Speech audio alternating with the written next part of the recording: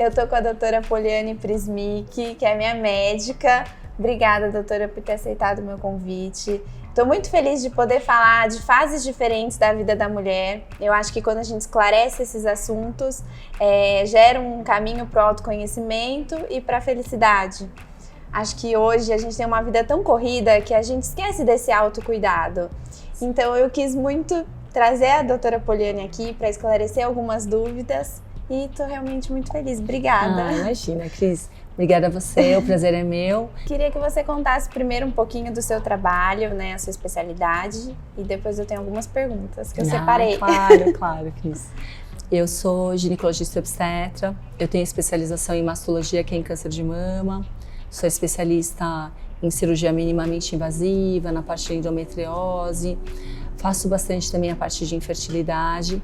Eu brinco que assim, o ginecologista, ele é o médico da mulher e nós somos complexos, né? Com a certeza. gente não é uma coisa simplesinha, né? Então a gente acaba tendo várias especializações, sou especialista em sexualidade humana também. A gente estava aqui conversando antes e eu quis então, para começar, falar sobre o Outubro Rosa, que acho que hoje se tem uma conscientização maior, mas ainda assim falta muita informação para a mulher, e eu queria saber assim, coisas básicas do tipo quando começar, por onde começar a prevenção, como que funciona isso? Então assim, Cris, a mulher tem que começar desde a primeira menstruação. Então o que eu sempre falo para os pacientes, antes da primeira menstruação da menina, elas já trazerem a filha aqui no consultório, porque eu já começo a conversar, já explico o que vai acontecer, e a partir dessa data, uma vez por ano pelo menos, essa menininha tem que vir me ver, até mais ou menos a idade que ela começa a ter vida sexual. Quando ela começar a ter atividade sexual, esses retornos têm que ser mais ou menos de 6 em 6 meses. O que é importante? Basicamente, as mulheres, até os 35 anos, elas têm que fazer ultrassonografia de mamas.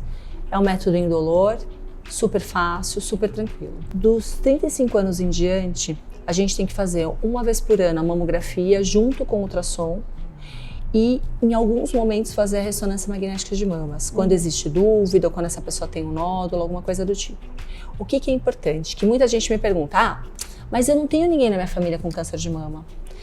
Esse é o maior engano da maioria das mulheres. De cada 10 mulheres hoje que são diagnosticadas com câncer de mama, estão diagnosticadas, só 2 têm histórico familiar.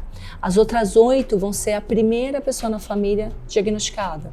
Ou seja, isso não significa quase nada. E o que acontece, Cris? Quem já tem histórico na família tem medo. Então o que essa pessoa faz? Normalmente ela mesma, mesmo sem ouvir um bate-papo como a gente está tendo, uma orientação, ela sabe que ela tem que ir atrás dessa doença. Mas o pessoal em casa tem que saber disso. Quando você não tem histórico familiar, não quer dizer nada. Você tem que fazer os exames de rotina. Tá. Então é muito importante essa mulher, depois dos 35 anos, fazer a mamografia uma vez por ano junto com o ultrassom e a cada 6 meses o ultrassom. Tá. Ela vai estar super protegida, assim. Um outro assunto que eu queria falar é sobre, que acho que está muito em alta e tem muitos mitos, muitas verdades, e eu queria esclarecer um pouquinho sobre perimenopausa e reposição hormonal. Queria que você explicasse um pouquinho o que é isso e, enfim, falasse um pouquinho. Nós mulheres, nós somos regidas, nós somos uma orquestra à base de hormônios, né? Em alguns momentos essa orquestra fica meio desafinada. Tá. Então, a gente tem um período que a mulher começa por volta dos 40 anos, que é uma fase que a gente chama de climatério. Mulheres podem ter isso de 40 até 55 anos. A maioria das brasileiras, até os 48 anos, vai entrar nesse processo do climatério, que é uma diminuição dos hormônios femininos com a falha na menstruação. O pré-climatério, que é o que você me falou, o climatério, é esse período que tem 2 anos de ciclos irregulares até você ficar sem menstruar nada. A gente fala, essa mulher está na menopausa, muda o nome quando ela está 2 anos sem ter um ciclo menstrual, sem menstruar. Esse período é um período muito importante. Por quê? Porque ele é carregado de novidades. Primeiro, a novidade de você saber que dali para lá você não pode mais ter um bebê. Muitas mulheres sofrem muito com isso. Segundo, a gente tem alguns fatores de envelhecimento que são ganho de massa gorda, perda de massa magra, flacidez de pele, aumento de celulite, porque você tem esse aumento de massa gorda, que é o que eu falo para a maioria dos pacientes, diminuição de desejo, você começa a ter ressecabilidade vaginal, calor, irritabilidade, mal-estar e junto com isso, os filhos começam a sair de casa. Ou casam, ou vão morar fora. Muitas mudanças. Que é o síndrome do ninho vazio. Então essa mulher fica num período terrível da vida dela, porque ela começa a ter todas essas alterações hormonais e começa a ter essa série de perdas, que na verdade não vão ser perdas, mas são vistas nesse momento como perdas. Então o que essa mulher pode fazer? Ela pode fazer um check-up, como a gente estava falando da mamografia do ultrassom, seguido de densitometria óssea para ver risco de osteopenia e osteoporose, um belo check-up cardiológico, não esquecer de endoscopia e colono para descartar câncer de intestino, que é uma coisa, Cris, que a maioria de nós não sabe. Nós, mulheres, temos 4 vezes mais chances de câncer de intestino do que os homens. E os exames de sangue rotineiros, que vão aparecer. Nesse momento, Cris, o que a gente pode fazer? Reposição com hormônios bioidênticos, que são hormônios que copiam os nossos hormônios naturais. Não, eu não quero usar hormônio. Tem a forma natural de você repor, que é com ervas, que para muita gente vai dar certo. A gente pode usar... Tipo uma suplementação. Suplementação, colágeno, whey protein, que ajuda na perda de massa, direcionar a atividade física, para ela fazer mais aeróbico, para não ganhar peso, continuar ganhando a massa muscular dela. A gente dá orientações com relação ao namoro, a essa reconquista, essa nova fase dela com o marido, né? Pra gente começar a ter esse desenvolvimento dessa nova relação. Porque a mulher tá sofrendo por isso, mas a maioria das vezes o homem tá sofrendo também pela andropausa. Então a gente acaba tendo um acompanhamento dos dois nesse processo. E dá pra gente hoje, graças a Deus, eu não falo envelhecer, falo amadurecer de uma forma saudável e poder curtir mais a nossa vida. Bacana. E aí, então, não precisa ser só por esse caminho da reposição hormonal em si, mas existem outros caminhos, então, que você pode passar por essa fase com certeza, de uma forma melhor, Cris, né? A gente usa maca peruana, ashwagandha, tribulus terrestre, que são os precursores hormonais de testosterona. A gente usa os flavonoides, que são os do estrogênio. A gente usa os derivados do inhame, que são para progesterona. Então, assim, é importante a mulher saber que existe caminho para todas nós. Um outro tema que eu queria falar com você, então, que eu acho que tem acometido muitos casais, né, tanto jovens como não tão jovens, é a questão da infertilidade. E queria que você então contasse um pouco como lidar com isso, por que isso vem acontecendo, se existe um motivo, não sei, mas enfim, falar um pouquinho sobre esse assunto. Cris, é uma coisa interessante. Hoje a infertilidade tem aumentado principalmente nos grandes centros. Então, se a gente pegar São Paulo, Nova York, Tóquio, você tem 30% dos casais inférteis antes dos 35 anos. Se você for para a área rural, para lugares mais tranquilos, 10% desses casais só que são inférteis. Olha como cai muito. Dos 35 anos em diante, 50% dos casais vão ter algum tipo de infertilidade. Para cada 10 casais, 3 mulheres têm problema, 3 homens têm problema e 4 desses casais, Cris, os 2 têm problema. Então, quando a gente vai pesquisar infertilidade, a gente tem que pesquisar sempre o casal. Tá. Então, a mulher faz basicamente um exame, que são os exames hormonais. Olha, eu não quero ter bebê agora, eu quero esperar fazer pós-graduação, mestrado, doutorado. Eu queria um exame que falasse sobre a minha fertilidade. Isso não existe. A gente tem como mais ou menos prever. Tem um exame que chama antimileriano, que é um exame que, na verdade, foi visto como uma vedete. E saiba quanto tempo você tem, é um antimileriano. Isso não é verdade. Você pode fazer o antimileriano, tanto ele bom quanto ruim, se ele não complementar com um ultrassom, que a gente conta o número de folículos e saber da vida dessa mulher, a gente pode estar falando uma besteira. Então, o mais importante, Cris, é ela saber que quanto antes ela engravidar, melhor.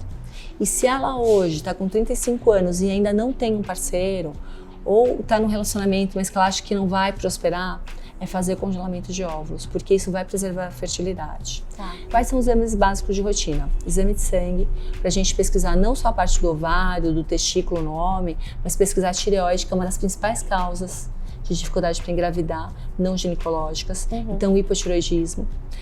O homem tem que fazer o espermograma, para ver como é que está a qualidade do esperma, e nós mulheres temos que fazer a esterossalpingografia, que é um exame chatinho, que você joga um contraste dentro do útero para ver se as trompas estão pérvias, se passa um óvulozinho lá dentro. Então, isso é muito importante.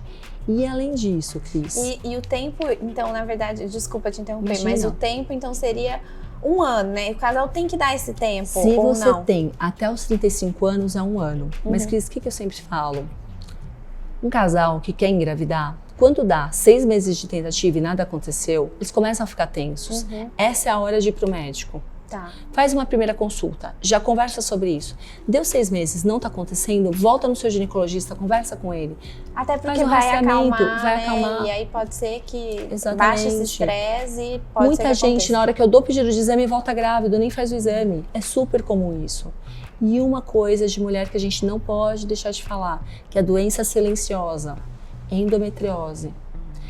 A gente tem hoje uma quantidade grande de mulheres que têm cólica menstrual, que acha que isso é normal. Não é normal ter cólica. Não é normal. Não é normal. Quando a gente tem cólica, a gente tem que pesquisar endometriose. Você pode ter cólica por outros motivos? Pode. Mas até que se prove que não é endometriose, a gente tem que se preocupar com isso, porque isso pode lesar a sua fertilidade. Tá. Então, assim, para muitos casais, essa é a coisa mais importante da vida. Então, vamos fazer, vamos ver o que dá. É muito importante as pessoas não desistirem. Procurarem ajuda. Exatamente, Tá. exatamente, Cris. Bom, e eu queria falar também um pouquinho sobre envelhecimento, longevidade. Acho que são assuntos que também estão em alta, né? E a gente se preocupa muito hoje em como envelhecer, se existe, eu não sei, um caminho melhor desse envelhecimento. Mas queria saber, na sua opinião, como você enxerga isso? Esse questionamento que você está fazendo é maravilhoso e, na verdade, ele faz uma intersecção em todos os nossos outros assuntos. O que a gente tem que ter para envelhecer bem? A gente falou dos cuidados que as pessoas têm que ter aqui dentro do consultório médico. Mas não adianta sair daqui, comer gordura, ter obesidade, sedentário, não faz atividade física, fuma e bebe. Você tem menos chances de ter qualidade ao envelhecer. Fazer atividade física. Quando a gente fala de atividade física, Cris, não é ficar andando na esteira meia horinha, isso é muito pouco. São, se possível, diária, uma atividade física extenuante, que pegue a parte aeróbica. Musculação é excelente para manter massa muscular e massa óssea. E fazer uma dieta saudável.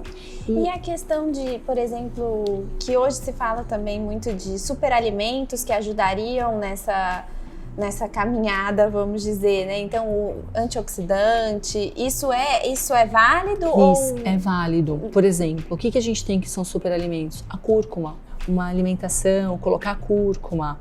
O cranberry é uma fruta maravilhosa. A gente tem aqui o açaí, que é maravilhoso. Então, assim, o que eu sempre falo para os pacientes, o mais dentro da natureza possível. Então, frutas, verduras, legumes, grãos integrais. Hoje, a gente tem que voltar a comer como os nossos avós e bisavós comiam. Então, a menor quantidade possível de coisas compradas prontas, né? Fazer a composição de vitaminas e tal, às vezes. Isso que eu ia perguntar, a suplementação é válida ou só via alimentação? Cris, acho que assim, só via alimentação para hoje, o dia a dia que a gente tem, a maioria das vezes você não conseguiria fazer. Tá. A gente falou da cúrcuma. Por mais que você coloque na comida, você não consegue comer quilos de cúrcuma. Então hoje a gente usa, por exemplo, o turmeric e o curcumim, que é a cúrcuma em cápsula, que é ótima. Diminui o risco de você ter doença articular, doença cardiovascular, diminui o risco de dor nas articulações e na musculatura. É um antioxidante maravilhoso, é um dos melhores que tem. Coenzima Q10, que você toma em cápsula. Então tudo isso, o resveratrol, que é o que tem no vinho, na uva, mas dá pra você comer um monte de uva ou tomar um monte de vinho, então tomar uma cápsula. Então é legal a gente fazer uma alimentação saudável, com atividade física e junto com isso complementar com as coisas que a gente pode estar fazendo de suplementação. Uma coisa que é muito válida. Vou até te deixar uma dica aqui, que eu acho que é uma coisa que é difícil às vezes a gente pedir até para o paciente consumir, porque enjoa com o passar do tempo o sabor. O whey protein é uma coisa excelente para o dia a dia. Ele diminui a nossa glicemia, então ajuda a melhorar essa capacidade de metabolismo de carboidrato. Você pode usar o whey protein para diminuir a quantidade de carne que você ingere e não perder massa muscular.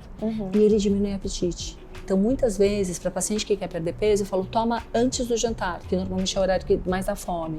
Então, tem várias formas de usar. Isso é muito legal de ser usado. Obrigada. Imagina, estou muito Cris. feliz mesmo com esse nosso bate-papo. Espero que tenham outros, para que a gente Estou à possa disposição, esclarecer mais Cris, dúvidas. À disposição. Obrigada É um prazer. mesmo. Obrigada a você, Cris.